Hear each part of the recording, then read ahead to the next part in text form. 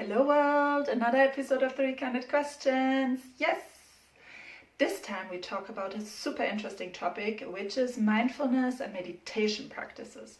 So enjoy the content, take as much away from it as you can, and don't be put off by the video being slightly delayed. That's just how it is sometimes. So enjoy and speak soon. Yeah, here we are. Hi, Steve. Hi, Sabrina. How are you doing? I'm good. And how are you today? Yeah, I'm good. I'm good. Looking forward to this interview. Yes, same here, because it's a topic I'm super, super passionate about, which is meditation. But before we jump into it and we sort of see where the conversation takes us, just introduce yourself a little to the audience, please. Okay, so I'm Steve. I'm based in the UK, although I sort of travel quite a lot with my work. And I teach mindfulness and self-development workshops, basically helping people getting over and resolving or dealing with their emotional hang-ups, their emotional problems. But my main focus is as a creativity coach. So I'm helping people develop their creativity, whether they want to be an artist, a writer, a musician, fashion designer, architect. You know, we all have these creative urges on some level. So that's what I do. I help people push through whatever is blocking them and realize their creative ambitions. Cool. Which is really awesome. And meditation, I guess, falls under that aspect that you just mentioned in terms of mindfulness. So is it part of your practices with your clients as well? Yeah, it's it's actually quite a big part of it because it's like, you know, art, any creative endeavor. We shouldn't just talk about art, but if we talk about creative practices, they're very much an inward journey. You know, if I want to paint a picture or compose a piece of music or write something, it's not just an external facing activity. There's a lot of internal work going on in that practice. And meditation is the same. It's an inward journey in the first instance. It may consequently manifest as, you know, as an external effect, but the journey is an inward one. Yeah, absolutely. I can resonate with that a lot because whenever I get creative, there's definitely a lot going on inside of me and a lot that wants to go out. And with meditation, it's similar. So, with you having a lot of experience in just around meditation, how do you personally define it for yourself, the whole practice of meditating? That's a good question. How do I define meditating? I guess meditation is. I'll give you this quote that really has always inspired me, actually, and for me, this sort of sums up really what meditation is all about. There was a quote by a Japanese Zen monk called Shunryu Suzuki, who wrote this amazing book called Zen Mind, Beginner's Mind. And in that book, he said that when you sit to meditate, if you think you're doing something special, you're doing nothing at all. When you sit just to sit, then you're doing something special. And I thought that was actually quite a profound statement. And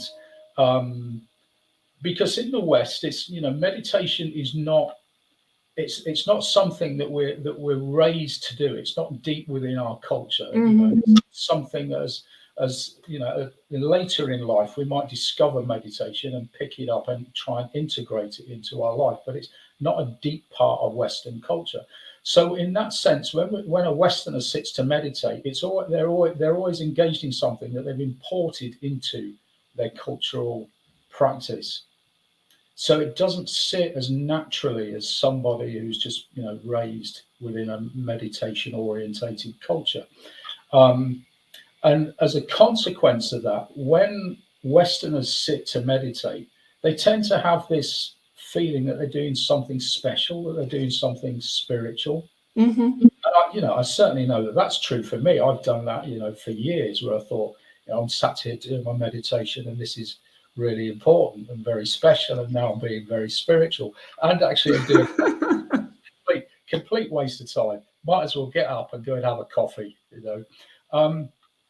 But it is true that meditation is actually just, when that phrase just sitting to sit is indicative of the need to just be yourself.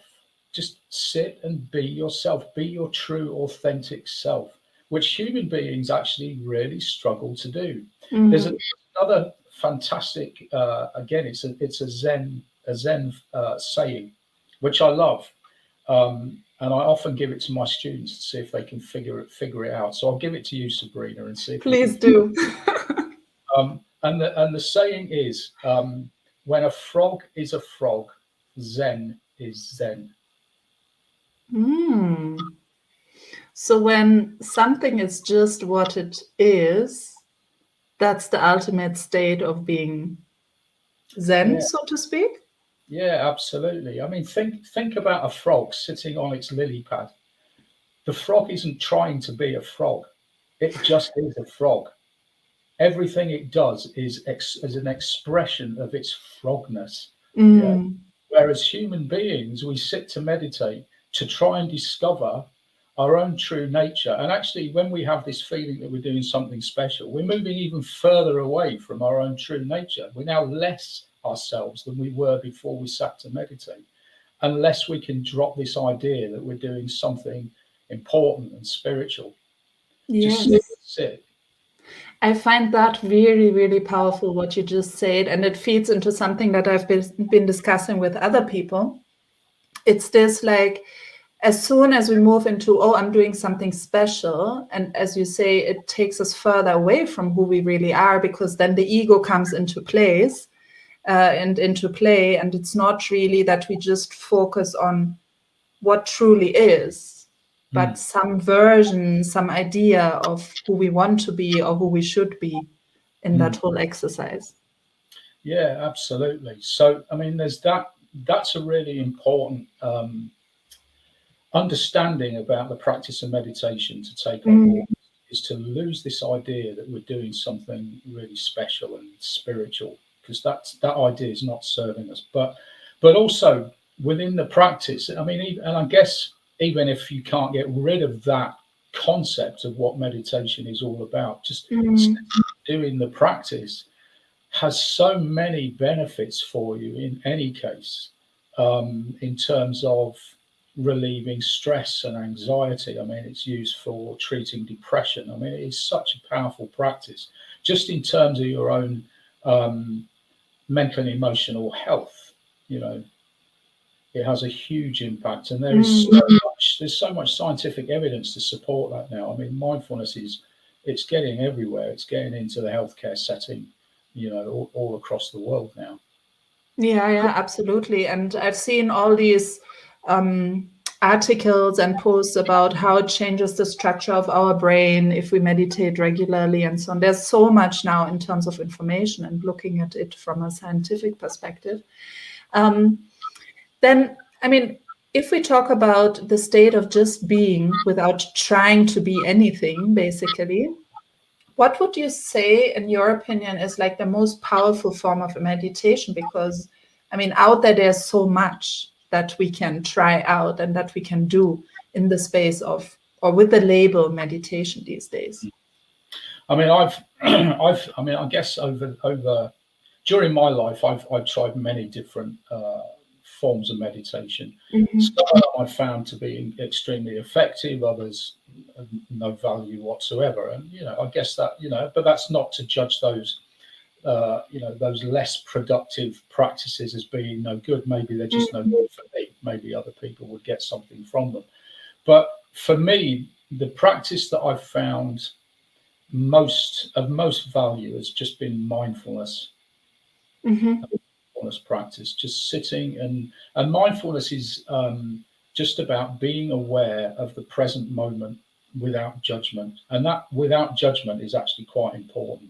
You know, just let go of all judgment and just be with whatever your experience is in that present moment, because when we do that, we stop We stop reflecting on what is to come in the future and then getting anxious and stressed about something happening or not happening. And we stop getting all nostalgic and thinking about the past, or worrying about what has happened in the past, because right here in this very moment everything is okay. When we stay in this very precise moment, everything is fine. Yeah, that's very powerful, because I think what often holds people back in living a life that is more aligned with who they really are is actually either the past and moments that we judge in terms of shame, guilt attached to it, or worrying about the future. Oh, am I going to get what I want? How will I make it happen? And so on. So this being present seems to be really a challenge, especially in very fast-paced societies. Yeah, and it is. And I mean, part of that is because it's just to do with the way we understand and approach life. I mean, we live our life forwards, but we understand it backwards. Yeah, Mm, we're constantly reflecting on the past to get an understanding of what life is about, but we're not moving backwards. We're always moving forwards. Well, where is the place that actually exists? It's not in the future and it's not in the past. It's here mm, right now.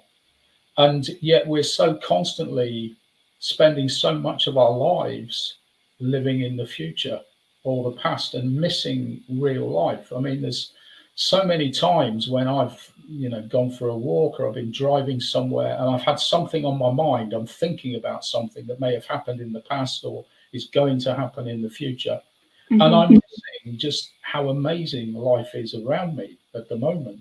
Walking through a park and seeing the autumn colours on the trees, for instance. And if you in your head and thinking, you miss all of that. You miss what life is trying to show you right here, right now. Yeah. I was thinking exactly the same thing the other day when I was actually taking a walk, and it was a similar thing. Our head is so full with what's going on, or what will go on, rather, in the future, what is still to come beyond that day, that we don't even notice how beautiful it is around us. Yeah. And what I have also seen a lot is that then we are quite disconnected from emotions, like the real emotions that are inside of us at that moment as well. Mm. Yeah, we can. Yeah, that's true. I mean, we can be, and those emotional states um, are all coming from. Excuse me. They're all coming from within. Mm, External things can trigger emotions. Like if we're out in nature and walking, and the weather's really amazing, and we can hear the birds in the trees, and the colours, and the trees, of the grass, the sky, and it can make us feel extremely happy. mhm. But that thing didn't cause the happiness. It triggered the happiness. The happiness came from within. And I think one of the things that mindfulness can teach you is that you are profoundly responsible for all of your own emotions at all times. Nothing external to you can create an emotion for you. For sure, they can trigger emotions, but they don't create those emotions. And we're profoundly responsible for everything that we feel. Um, but one of the things that mindfulness does do is enable you to recognize and lean into those emotional states and understand them on a much deeper level. So if you get sad or angry for some reason, a mindfulness practice will allow you to lean into that emotion and understand, well, why am I feeling this? Where is that coming from? And what effect is it having on me? And when we get that deeper realization, then we're in a much more balanced place to either release that emotion because it isn't serving us, or Mm, stay with that emotion because it's of value to us, and maybe increase that emotion. yeah. So mindfulness or meditation practices, however we want to call them, are basically a very powerful tool to Mm. get in touch with emotional states that are inside of us, but also to shape how we want to feel. That's what I hear you say. Like, we can sort of influence that we feel better once we get in touch. with Mm. those. Yeah, absolutely. And I mean, for instance, if I'm feeling angry about something, for instance, let's say my boss at work has just told me off because I've missed a deadline, and I'm feeling annoyed. So, as a mindfulness practitioner, I can immediately recognise that annoyance has arisen, and then you get very scientific about that emotion, because then you look at it, you observe it, you analyse it, you go inside. Where is that sitting inside of me, and why am I feeling this? And what is the effect of me feeling that annoyance? And as soon as you get very scientific and curious about that emotion, it tends to soften the emotion anyway, because now you're not in the emotion, being the emotion, you're now outside of it, observing it, and that tends to soften it. And at that point, you can choose to dispel it completely just by breathing into that emotion. So if I'm feeling anger or annoyance at my boss, for instance, I can just close my eyes. I'll just take a couple of breaths and breathe compassion into that emotion, and it's gone in a second. That anger's just disappeared, and now I'm okay again. Now, of course, having a mind, I might then reflect on my boss shouting at me again, and I can feel that anger coming up a little bit more. But that's where the practice helps you stay in balance, and you can choose not to go with that thought. One of the benefits of mindfulness is the realization that you are not your thoughts. You don't have to look at the world from inside those thoughts. You can step back from them and realize those thoughts are just mental events happening to the clear awareness of your own mind. Just like clouds are passing through the sky, you're not those thoughts, and you don't have to jump into them. Yeah, which is very empowering. I mean, just imagining the same example that you had with the boss, you can then choose how you want to react and not be sort of a victim of the very strong emotion of anger at that moment. Mm. Yeah, absolutely. But there is also within it a recognition that, as human beings, we're not perfect. And yeah, for sure, even if we practice meditation our whole lives, there'll be times when we get annoyed or angry or upset, because we're human beings. And it's about mindfulness teaches us that that is okay. We can just have compassion for our own imperfection and lean into that imperfection, and bring compassion to ourselves. And we're always just doing the best that we can. It's not about being perfect. It's about doing the best that we can. And that then gives us, if we practice that with ourselves, of course, it will also give us the space and the energy to do that with others. Yeah, for sure, it does. I mean, certainly I find that having a long-term meditation practice, just it naturally tends to well, compassion just, I was going to say it cultivates, but there's no cultivation going on here. It just arises. Compassion just arises. You find yourself just being more empathetic towards other people, compassionate towards other people, because you start to get a much deeper understanding about their humanness and their frailties and their imperfection. And you see yourself in their shoes much more often and much more easily. Yeah, which then, I mean, in turn, I'm just imagining if that was to be a practice that everyone follows, what that can do to societies, how that can shape in a positive way how people interact with each other in a different way. Absolutely, and this is one thing that I talk to people on my workshops about a lot, is because as human beings, we're so focused outwards. We look at the world and it's full of problems and things that need fixing, and it always has been. Um, and we want to fix those things, which is, it's a very understandable motivation. There's something wrong in the world. Let's get together and fix that thing. Well, the problem is that all of those things that are wrong in the world, they exist because we're all, as a species, we're all focused outwards. We're trying to fix things out in the world, and nobody's really bothering to fix themselves. And that's why the world is in such a mess, because no one's fixing themselves. If we all focused inwards, there wouldn't be any problems out there.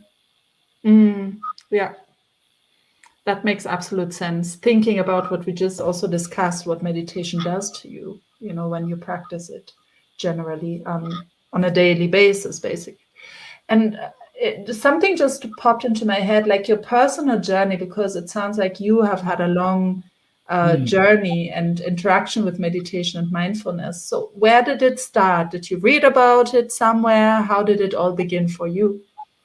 How did it begin for me? I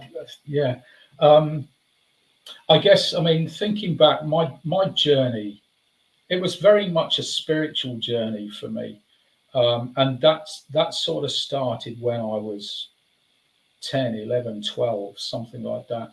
And it started because, well, my father just had a very strange collection of books, a very eclectic collection of books on Tibetan Buddhist monks and pyramid energy and hypnosis and positive thinking.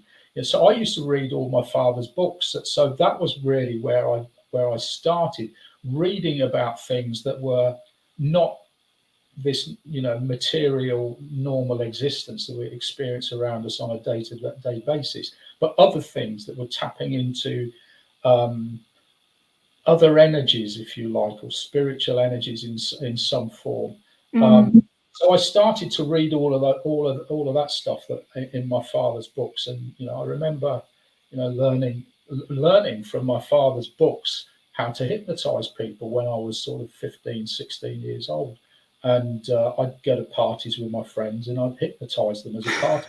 And I'm quite cool with that. I was 16, it was fine. I wouldn't do it Such a cool experience. It was a cool experience, yeah, absolutely. Seeing if people could raise their hands and they couldn't, yeah, so that's where I started. And then when I got into my 20s, I started to have a much more profound, I guess, searching inquiry about the nature of the universe and was this material world all that there is? And and I felt that no, it's not. There's got to be more.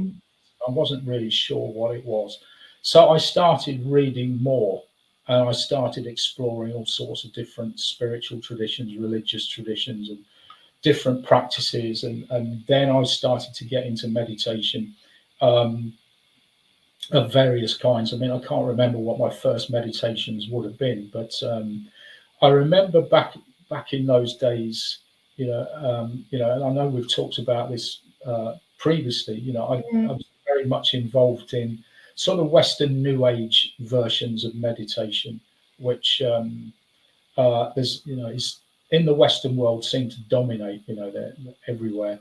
But I didn't really find those sort of practices very useful. And certainly, it's in more recent years realized that this practice of playing music in the background while you meditate just doesn't work. You're not actually meditating when you do that at all. So that was a big realization when I thought, oh my God, I'm listening to all of this, this chilled out, relaxed music while I'm trying to meditate. And actually what I'm doing is putting a big obstacle in my way. I'm now making it much harder. So I was, it was a big journey through different practices, different styles of meditation to get to where I am. Esoteric Buddhist meditation is still a very big part of, what I do. I studied with the Brahma Kumaris that's probably 20 years ago now. I found their meditations really powerful, good practice as well. So mindfulness is the thing that I'm focusing on now, but I've gone through, quite a journey through different spiritual traditions and different meditation practices. And I can't say that journey's finished. I'm not, not necessarily at the end of that. It's still something that I'm exploring, and I still come across other meditation practices that I want to explore more. I mean, mantra is something that I'd like to spend a lot more time focusing on and exploring, because mantra is a very powerful practice as well. Yeah. There was something that you said in terms of the music playing in the background and it being an obstacle, because and the difference, between different, like you mentioned, Western views on meditation and then the spiritual view on meditation. Let me put it that way. So, what would you say? Why does it happen that when there's music or something else while we meditate? Why would you call that an obstacle? Because I think many people would actually say, "Hey, this is helping me to, Hmm. get into the meditation." I mean, first of all, as I say to all of my students on any of my workshops, I always ask a question. We've all seen videos, TV shows of monks in their temples, their monasteries, sitting meditating. How many times have we seen those monks with their headphones on, listening to their favorite tunes? Never. No one's ever seen this. It doesn't happen. Music is not a part of a meditation practice. This is a Western corruption of the practice. And I mean, I understand it because I used to do it myself, because it's something where if you go to various workshops, it's what the teacher introduces you. They'll say, right, we're going to sit and meditate, and they'll play some soft, gentle, sort of relaxing music in the background. And so we learn as Westerners that must be how you meditate. So when we go home, we do the same thing. We put on some relaxing music and we sit to do our meditation practice. But within that, yes, for sure, we can get very deeply relaxed while we're doing that. But are we meditating? I'd say no, we're not meditating at all, because what is happening is that music is conditioning the nature of our mind. So if the music gets sad, we get sad. If it gets happy, we get happy. The music is leading us. That's not what meditation is about. Meditation is about being deeply and profoundly in charge of the nature of your own mind. And you can't do that if you're listening to music. I mean, and as I said, I think I said to you recently, Sabrina, when I had this realization that this music was really not a part of meditation, I was thinking, all these years I've been listening to this dreadful music. I wish if music was part of it, why couldn't I listen to the Rolling Stones or the Grateful Dead and meditate to that instead? Yes. Listen to good music, but which would have made the whole practice a lot more enjoyable. But no, it's this concept. I mean, the thing is, because we're trying to master our mind, we're trying to be fully responsible for the nature of our own mind. That that actually just gets harder when you're listening to music. You just put an obstacle in the way, because now I've got to overcome any emotional conditioning which might arise as a consequence of listening to that music. Yeah. Now, if I was to sit and do a meditation here, of course, there are sounds around me. I can't turn those sounds off, but that is just the nature of the context that I'm within at this moment. I could sit and deal with whatever is around me. But what I'm not doing is artificially creating a circumstance or a context by putting on a particular type of music to listen to, yeah, or Yeah. burning a particular type of incense, or any, or creating something special for me to meditate within. Now, it's always a good practice to have your own little meditation space, and I have a meditation space. It's a place where I sit to do my meditation every day. But I can sit in the middle. I can sit stuck in traffic in the middle of the ring road and meditate with the sounds of traffic all around me, and it doesn't disturb me. And at no point in that situation am I thinking, okay, I'm stuck in traffic. I'd like to meditate, but I can't because I don't have that terrible music to listen to while I'm doing it. So, so it's a case of being able to, you get to the point where you can actually just meditate in whatever circumstance you're in. You don't need to listen to music. Actually, it's getting away. It's blocking it. Yeah, I find that very interesting because I'm thinking of those meditation practices with music. It's certainly to induce an emotion Hmm. in the person to, get energized or to relax and then be able to sleep. So there's I think the question is, what do I really want to achieve? Do I want to achieve a certain state of being, and not necessarily to discover what is deep down inside? But right now I need to be excited, or I want to, be able to sleep and let go of some stuff.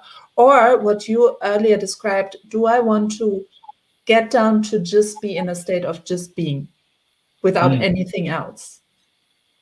Yeah, absolutely. I mean, with meditation, you will achieve many benefits. There'll be many things that arise as a consequence of a good meditation practice that will be the outcomes of that practice.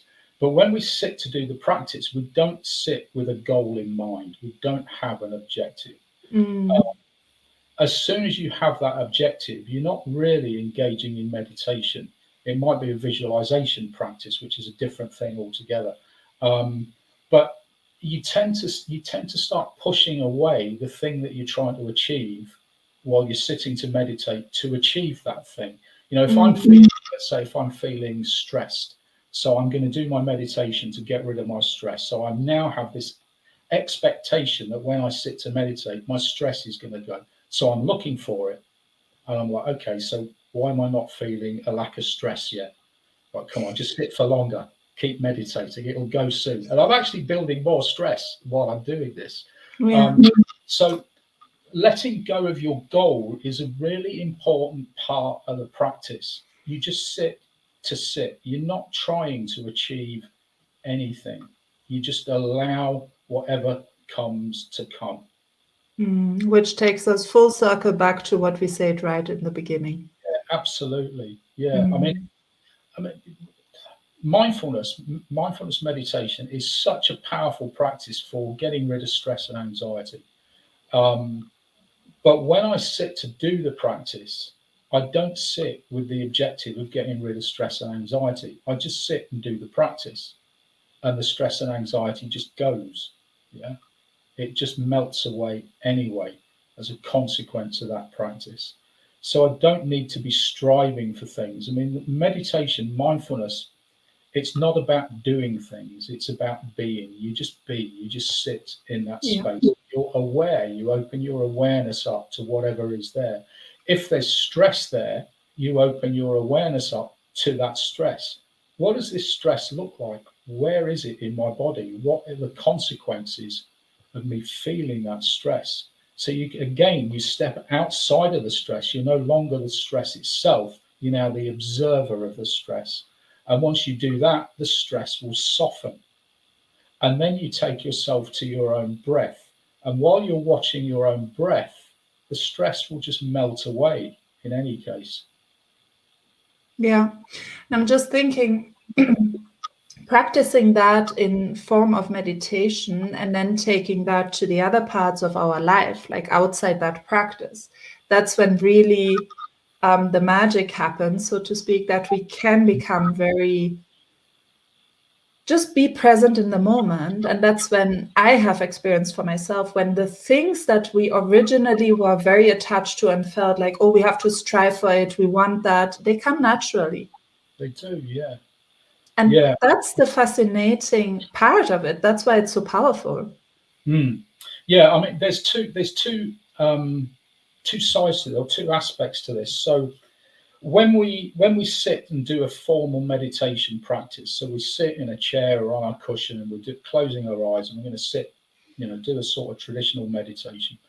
Now, if we keep doing that over and over again, we're going to find that we start to become more mindful in ordinary daily life anyway. It just needs to leak out of our meditation practice and infuse every other part of our life in any case. But we can also make conscious decisions to be more mindful in our daily life. So, and again, this could be very ordinary, mundane things. We could be very mindful of brushing our teeth. We could be very mindful of chopping vegetables when we're cooking a meal. We could be very mindful of walking to the shop. So we can bring that mindfulness practice into all aspects, all aspects of our life. I mean, I would say that possibly you need to be careful sometimes when you're being mindful while walking to the shops. And I'll tell you why, because I had a very powerful experience with this. It stuck with me for years. I was in Egypt. I was in Cairo, walking to this store, and I was doing a mindfulness practice while I was walking along, being very, very focused in on walking. And I got to the edge of the road, and I wasn't looking where I was going, and suddenly the car went whoosh. I mean, it missed me literally by that much, and I was shocked. And remember seeing the guy's face, the driver's face, as he went by. He was as horrified as I was. So, I mean, I was at fault for not looking where I was going. He knew he was at fault because he'd gone round the corner so fast and he wasn't looking either. So we were both here. And I remember having got over that moment of shock, reflecting on the look on that driver's face, thinking he was also really shocked. And, he felt really bad for what he was doing. And I reflected on the fact that he was feeling really bad about what he'd almost just done in knocking me over. I thought, yeah, he was quite a nice guy. I could see that as he went by. And then I'm stood there thinking, I'm starting to now feel a lot of compassion for this guy. It's just nearly killed me, And then I got really happy because here I am, nearly got killed, but I'm feeling all of this compassion for this other guy who just driven past me. And it's like, it was a very weird moment where I was like, having just almost got killed as a consequence of my mindfulness. But well, that shows how great mindfulness is, even if it takes you to the, to really risky, edgy situations. Yeah, but it also taught me just look where you're going when you get to the edge of the road. Yeah. So, I'm just thinking, if someone were to establish like a good meditation routine in their lives, what are sort of your best practices or advice you can share? Yeah, I would say don't worry about getting it right. I mean, one of the things that a lot of people worry about in taking up a mindfulness practice is stopping their mind from thinking. They think, I mean, I get so many people who say to me, yeah, I've tried meditation, I've done it, and I just can't stop my mind from thinking. It won't shut up. And I've heard that too. And this is, I mean, this whole idea is something that needs to be let go of immediately, because meditation is not about stopping your mind from thinking. You can't do that. It's not possible. Your mind is designed to think, and it is really, really good at it. So yes, ultimately, if you practice meditation and you get really good at it, if there is such a thing, your mind will certainly slow down. But can you turn it off and stop thinking altogether? No chance. You're never going to get to this place, And that process of thinking is actually a part of the practice. You sit, you're focused on, let's say, your breath or something else, and then your mind wanders and you think, oh my God, I can't keep it still. It won't stop. No, you don't beat yourself up for that. You just acknowledge, oh, my mind has wandered. I'm thinking about, what I'm going to have for lunch. That's okay. Bring my mind back to the focus again, and it will wander again. It's like a little puppy running around on the floor. If you try and get it to sit immediately, there's no chance. It will sit there for a moment with its big eyes and its tongue wagging, and then it's off, and you bring it back, and then it will run again, and you bring it back. Eventually, it will get the idea. It will sit there for longer and longer. The mind is like that as well. So for someone who's taking up a meditation practice, the most important first thing is don't worry about your mind wandering. It's okay. You just acknowledge that, bring your mind back. And one of the things I say to all of my clients is, look, if you're in a 20-minute meditation and your mind wanders 100 times, and you notice that it wandered 100 times, there's 100 moments of awareness right there. That's 100 moments of success. Awesome.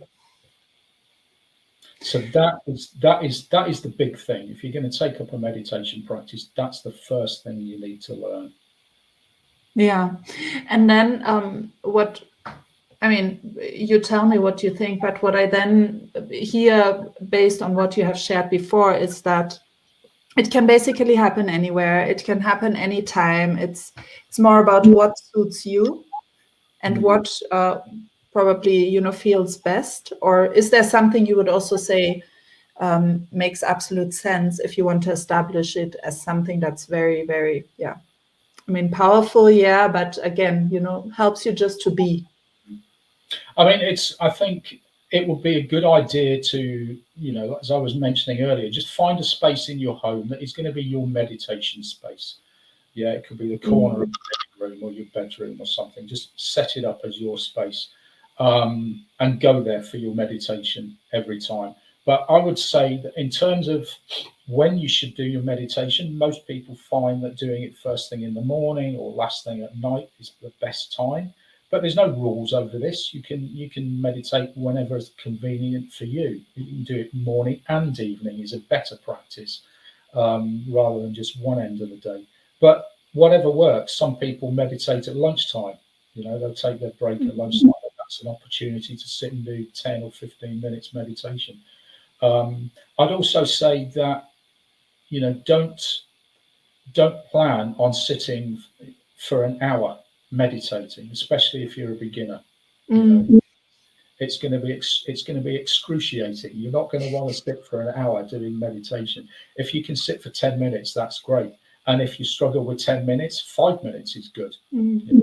And even 2 minutes. 2 minutes of meditation is better than no minutes of meditation. So you start where you are, start with whatever you're comfortable with. I would say most people could probably quite comfortably do 10 minutes in the morning and 10 minutes in the evening as a practice. In terms of how you should sit, there's all sorts of different ways to sit for meditation. You know, we're all used to seeing pictures of very athletic people sitting in perfect lotus postures and sunsets on Instagram, but you don't have to sit like that. If you can't What get a in, relief. absolutely. I mean, I have a funny story about me sitting in a lotus posture, but I won't tell you just now. But yeah, I mean, you don't have to sit in a lotus posture with your legs all tangled up, crossed over. Um, if you can do that, that's great. As long as it's really, really comfortable, you need to be comfortable. Your posture is about establishing. The physical posture should be expressing a state of quiet dignity. That's what we're after. Okay, and relaxed, comfortable. There should be no pain involved. Yeah, so if you struggle with getting your legs crossed, getting into a lotus or a half lotus, don't do it. You don't need to do that. You can kneel to meditate. The Japanese kneel. You can use a meditation stool. It's called a Caesar bench in Japan. It's where you tuck your knees underneath and you just sit on the stool. I often do that. That's a very comfortable posture for meditation. But you can also just sit on a chair. Sit on a chair. One of the rules, and this is really quite an important rule actually, whether you're sitting cross-legged or you're sitting on a chair, make sure your knees are lower than your hips, because if they're not, you're going to put strain on your lower back. And if your chair is too low, just sit on some cushions, raise yourself up to drop your knees down a little bit, and it will just release all of that tension in your back. But try and be physically independent as much as you can. So if I'm leaning against the back of this chair right now, if I was to meditate, I would actually move myself forward. So I'm independent of that back. So and actually this relates to what I was talking about earlier in terms of the music, not using music. So part of not using the music is because you want your mind to be completely independent of any external supports. Now, physically, I want my body to be completely independent of any external supports. There is me on my own, profoundly in control of the whole state of my being, physically, mentally, and emotionally. Now, obviously, if I have physical issues, disabilities, problems, with me sitting off the back of that chair, if that's going to cause me a lot of pain, then of course I don't want to do that. Put a cushion there, and if necessary, against the back. But ideally, be as independent as you possibly can be. Yeah, I used to teach. I remember teaching meditation workshops, excuse me, in Egypt a lot, and I was always shocked when I'd say, right, we're going to do some meditation, and everybody would go scurrying off to find cushions and blankets, and they'd find a nice corner up against the wall, and they'd just make themselves this cozy little meditation nest. Sounds nice. It does. It was lovely, but not meditation. Yeah. Then it's more about relaxation, but less about really what we want to achieve with this mindfulness practice in particular. Yeah, absolutely. Yeah. That's super helpful. Then, as I was listening to you, something popped into my head, and that's your take on guided meditations, because there's a lot out there, around the practice of someone speaking and sort of guiding you through something, especially the whole thing around manifestation, meditation, and so on.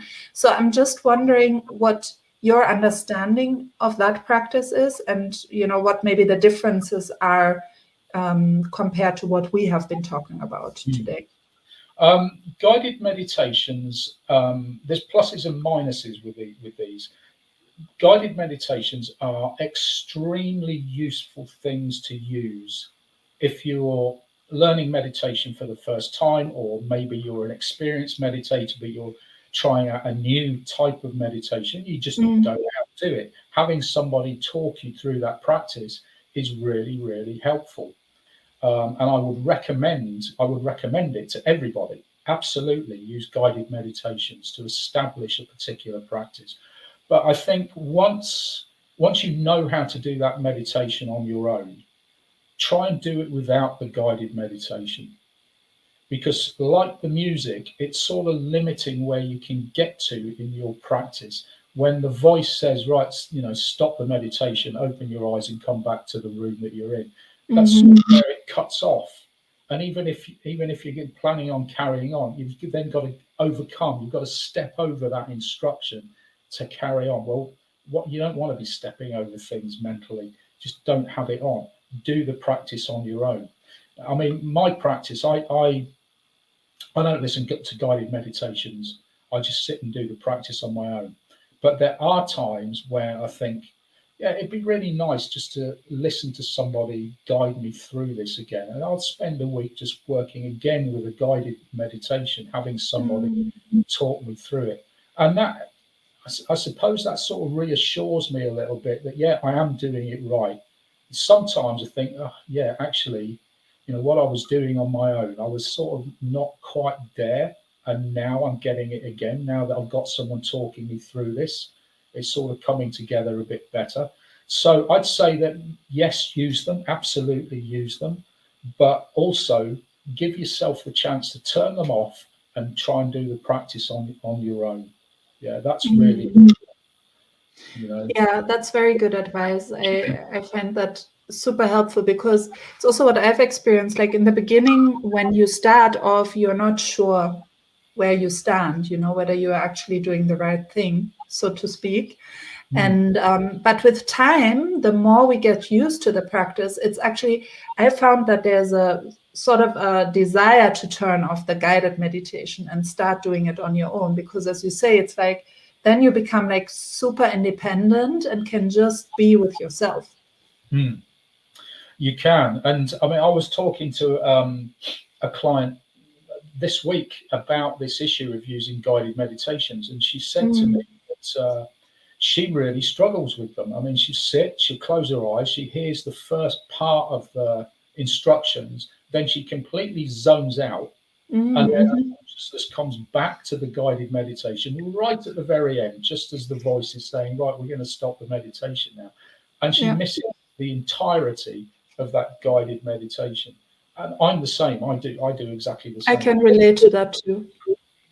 So I've told her, look, just stop listening to the guided meditation, and you know what the steps are now. Just do it on your own. Now that, from my personal experience, that's more challenging. It's making me focus. I'm more alert and I'm more with what I'm supposed to be doing in following those steps. Whereas with the guided meditation, because I'm not now responsible for what I'm doing, I've just abdicated responsibility and handed it over to the voice on the recording. I can just sit here and relax, and my mind actually starts drifting off and it's going to sleep because it's not having to do anything now. It's the voice that's in charge, not me. So I can just relax. When I take that responsibility back and say, okay, I'm now in charge of what my mind's going to do, I'm much more on the case and following through those particular steps of the meditation. The meditation might take longer. A 10-minute meditation might turn into a 15-minute meditation because my mind is drifting. Sometimes it's going off and thinking about other things. Yeah. And I'm having to pull it back. But everybody needs to develop their own relationship to that practice of using guided meditations. It is a really useful tool to use, but it is important to recognize it is just a tool and they shouldn't become reliant on it. It's you that is responsible for your own mind in the end. Yeah, which again links also to what you said about the posture, be it as independent generally as possible, just being with yourself there. And that sort of feeds into it. Well, this has been super, super insightful. Thank you so much, Steve, for taking the time and sharing all your knowledge.